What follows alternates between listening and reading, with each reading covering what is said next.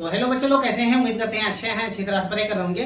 मैं आप लोगों के लिए देख सकते हैं प्रकाश का अपवर्तन दूसरा चैप्टर फिजिक्स का लेके आया हूँ। एक चैप्टर पूरा कंप्लीट हो चुका है। दूसरा चैप्टर हम लोग पढ़ेंगे प्रकाश का अपवर्तन कैसे होता है। हम लोग प्रकाश का अपवर्तन समझेंगे। जब प्रकाश की किरण क्या करती है, एक कांच में यानी पारदर्शक माध्यम में प्रकाश की किरण जाती है, तो प्रकाश की किरण क्या हो जाती है, अपनी दिशा को बदल देती है और वो जब विरल माध्यम में फिर निकलती है तो वो सीधा निकल जाती है। इसलिए इस घटना को हम लोग कह सकते हैं कि प्रकाश का अपवर्तन होता है। अब कुछ नियम इसका है, हम लोग जो समझेंगे, ठीक है। पहले इसका बेसिक हम लोग समझ लेंगे, उसके बाद हम लोग चलेंगे क्वेश्चन आंसर करने और 3D वीडियो के माध्यम से भी इसको समझेंगे। आप देख सकते हैं ये प्रकाश की किरण है और ये इसको कांच हम लोग बनाए हैं। इसको क्या बोल सकते हैं हम लोग, एक कांच है ये हम लोग का।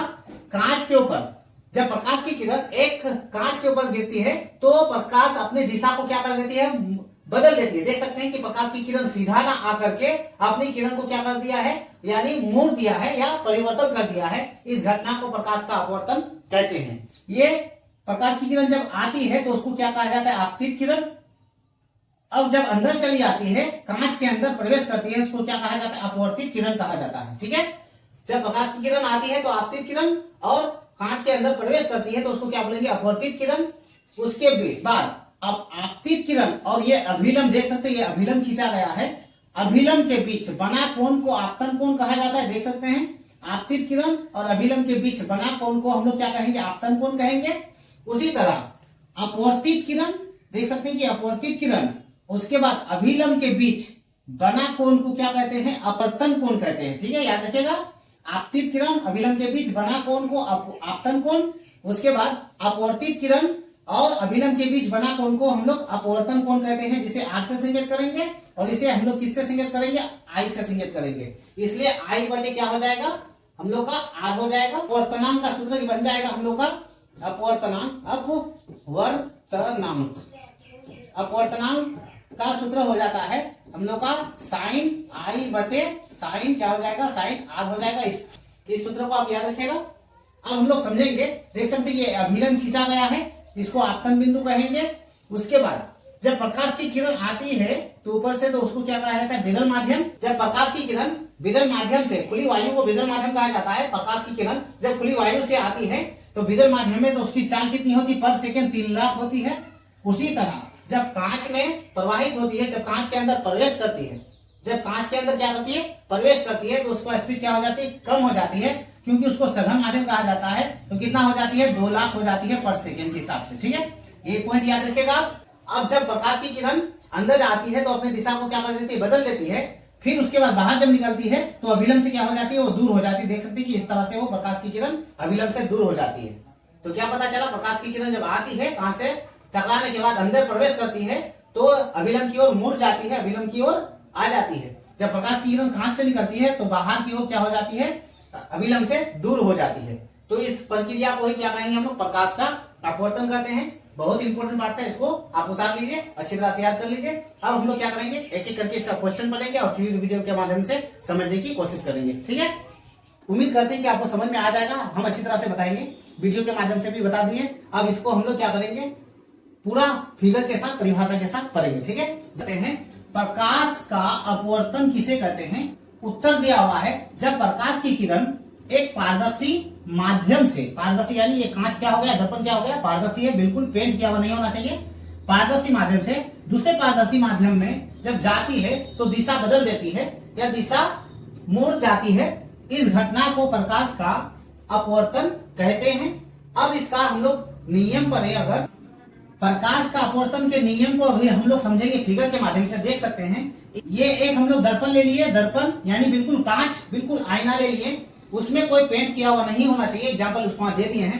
अब प्रकाश की किरण यहाँ सूरज अगर, जब प्रकाश की किरण यहाँ से अगर आती है तो आने के बाद यहाँ देख सकते हैं दर्पण से टकराती है, तो आती हुई किरण को हम लोग आपतित किरण कहेंगे। देख सकते हैं लिखा हुआ है, इसको आपतित किरण कहेंगे।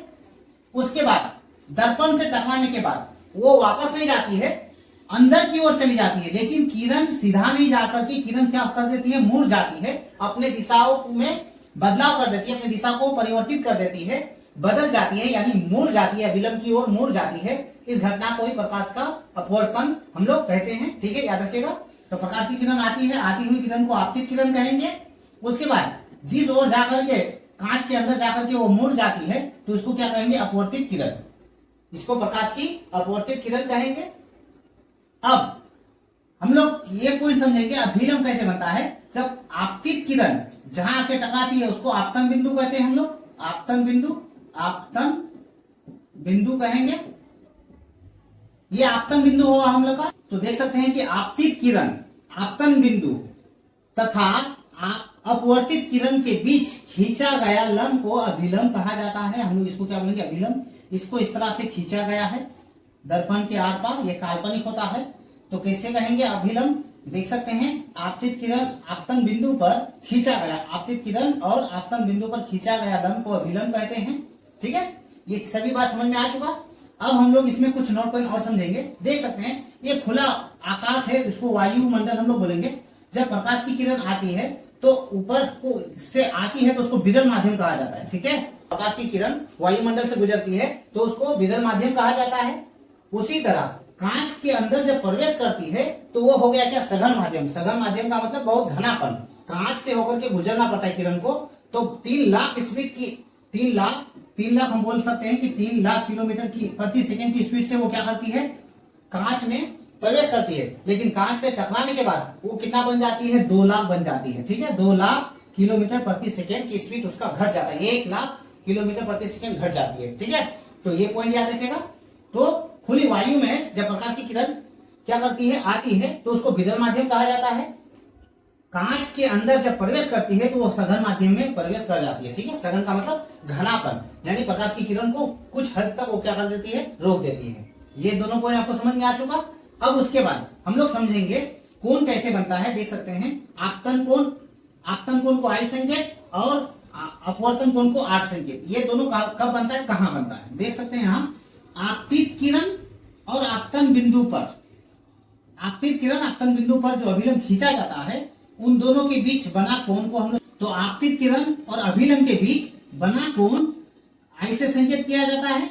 उसी तरह अपवर्तित किरण लिखा हुआ है, अपवर्तित किरण और अभिलंब के बीच बना कोण क्या होता है? अपवर्तन कोण होता है, जिसे आर से संकेत किया जाता है। ठीक है, जो एक दूसरे के क्या होते हैं? नियतांक होते हैं, अनुपातों में लिखाया जाता है।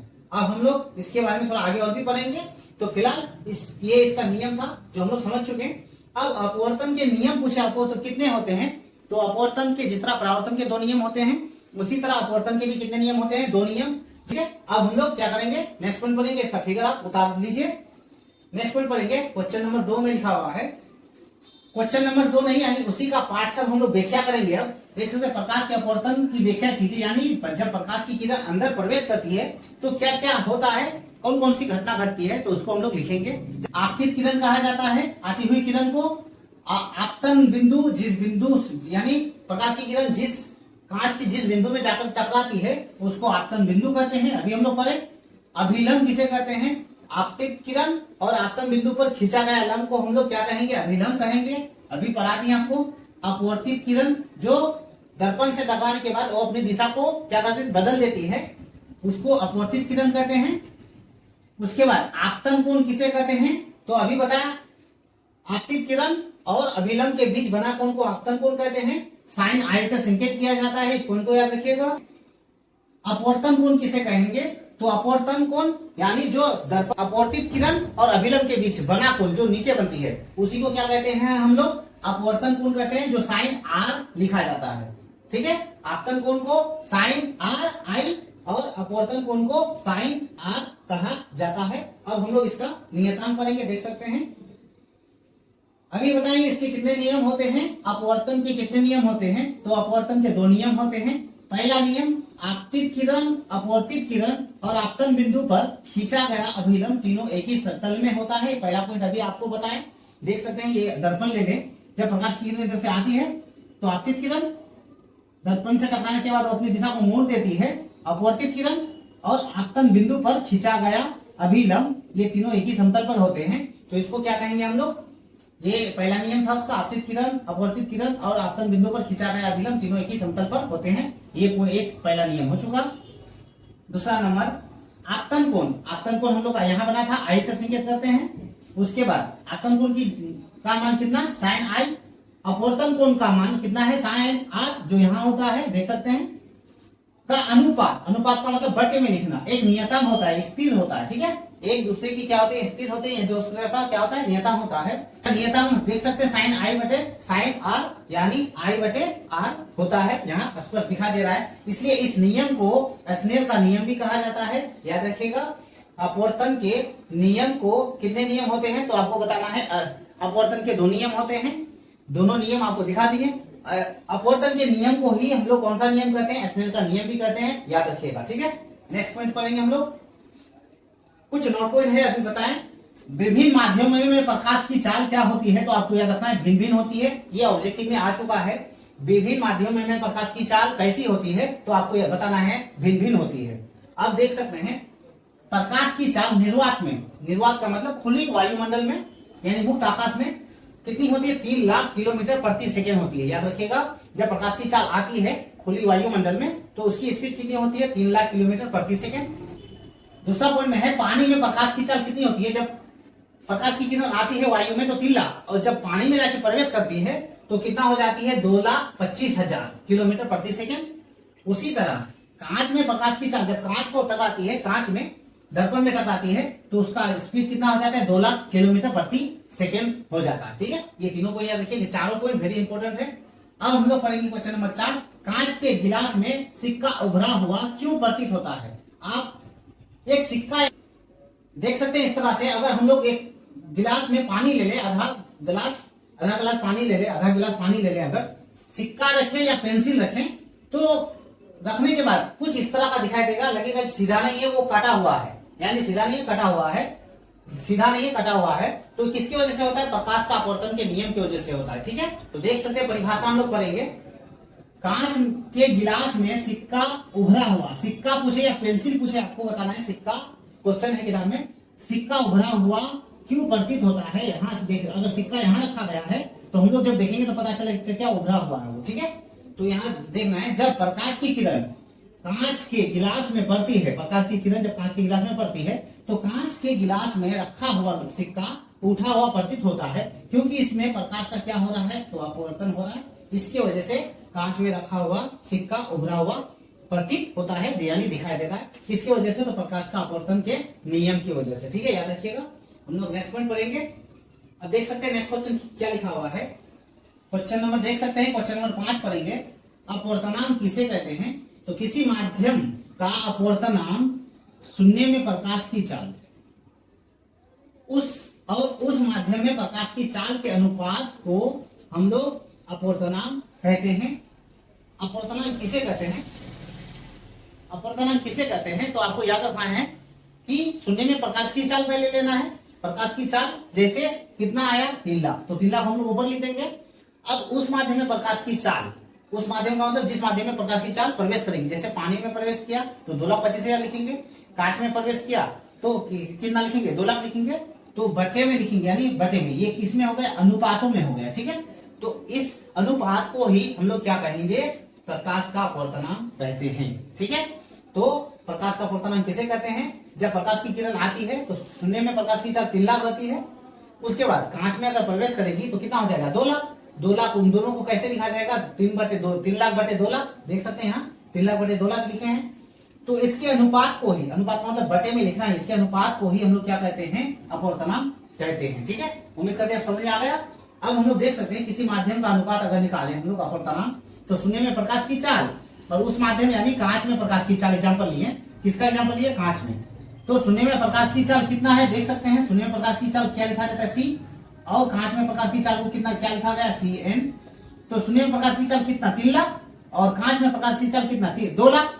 दोनों देख सकते हैं 0 0 खत्म हो चुका, तो 3 बटे कितना होता है, 2, 3 बटे 2 को डिवाइड करेंगे तो एक पॉइंट कितना निकलेगा, 5 किलोमीटर प्रति सेकेंड हो जाएगा। कांच में प्रकाश की चाल इतना स्पीड से चलेगा, ठीक है, ये इसका अनुपात निकल जाता है।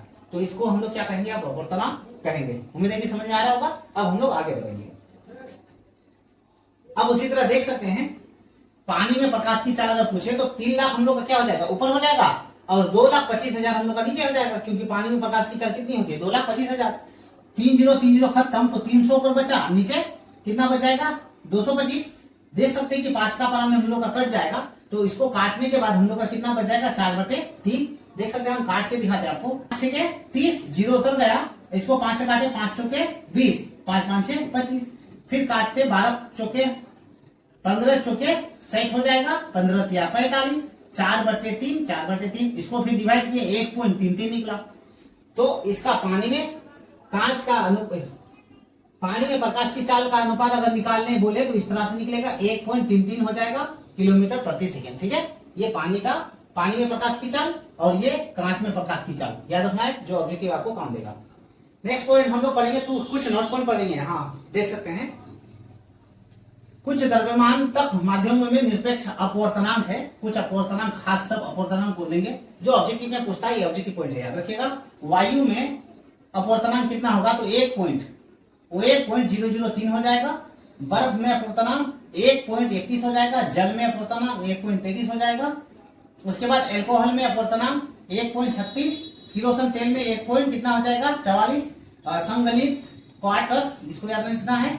अब इसमें से इधर आ जाए इंपोर्टेंट सब जो है। खनिज नमक में कितना आ जाएगा 1.54। उसके बाद इसमें आ जाएगा हीरा वाला याद रखिएगा, इसमें पूछ लिया है। हीरा का अपवर्तनांक कितना हो जाएगा, तो 2.42 हो जाएगा। ये इंपोर्टेंट है, इसको याद रखिएगा, ये एग्जाम में आ भी चुका है, तो ये इंपोर्टेंट था, इसको याद कर लीजिएगा अपवर्तनांक कितना होता है। अभी हम लोग लेंस के बारे में पढ़ेंगे। देख सकते हैं लेंस के बारे में अच्छी तरह से समझने की कोशिश करेंगे, जो बहुत ही खास है। एग्जाम में हर हालत इस टॉपिक से आपको एग्जाम में आना ही है। लेंस, हम लोग के आंखों में जो काला दिखाई दे रहा है, काला पट्टी, ये इसी को क्या कहेंगे, लेंस कहेंगे। मोबाइल में होता है, कैमराओं में होता है, जो लेंस का उपयोग किया जाता है। अब लेंस का परिभाषा करने से पहले हम लोग देख लेते हैं कि लेंस को कितने भागों में बांटा गया है। देख सकते हैं, उत्तल लेंस और अवतल लेंस, यानी 2 भागों में बांटा गया है। कितने भागों में बांटा गया है लेंस को, तो 2 भागों में बांटा गया है, उत्तल लेंस, अवतल लेंस। कुछ नोट पॉइंट हम लोग क्या करेंगे, इसका पढ़ेंगे, उसके बाद इसका परिभाषा हम लोग पढ़ने वाले हैं। ठीक है, देख सकते हैं कि उत्तल लेंस, अभी सारी लेंस कहा जाता है उत्तल लेंस को। ये घनायन होता है, बीच में उसका मोटा होता है उत्तल लेंस का, किनारे में पतला होता है, फोकस दूरी उसका क्या हो जाता है, कम होता है। याद रखिएगा, उत्तल लेंस में ये सभी क्या था, उसका विशेषता था, जो इससे आपको ऑब्जेक्टिव में मदद मिलेगा। अवतल लेंस को अब सारी लेंस भी कहते हैं। ये ऋणायन होता है, बीच में इसका मोटा पतला होता है। देख सकते हैं, बीच में इसका मोटा, तो इसके बीच में क्या हो जाएगा, पतला। इसका किनारे में पतला, तो इसका किनारे में क्या हो जाएगा, मोटा, यानी एक दूसरे का अपोजिट काम कर रहा है। फोकस दूरी कम होता है, तो इसका फोकस दूरी क्या हो जाएगा, बढ़ जाएगा, ज्यादा हो जाता है। ठीक है, अब हम लोग इसका नेक्स्ट पॉइंट पढ़ेंगे। अब परिभाषा के हिसाब से देख सकते हैं कि लेंस किसे कहते हैं, तो लेंस पारदर्शक पदार्थ का वह टुकड़ा है।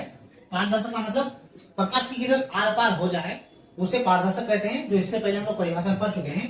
तो लेंस पारदर्शक पदार्थ का वह टुकड़ा सा है जो निश्चित ज्यामितीय सतहों से घिरा रहता है। एक निश्चित पार्ट होता है, ज्यामितीय सतहों से क्या होता है, घिरा रहता है, जो प्रकाश की किरण आसानी से आर पार हो जाता है, उसी को क्या कहा जाता है, लेंस कहा जाता है।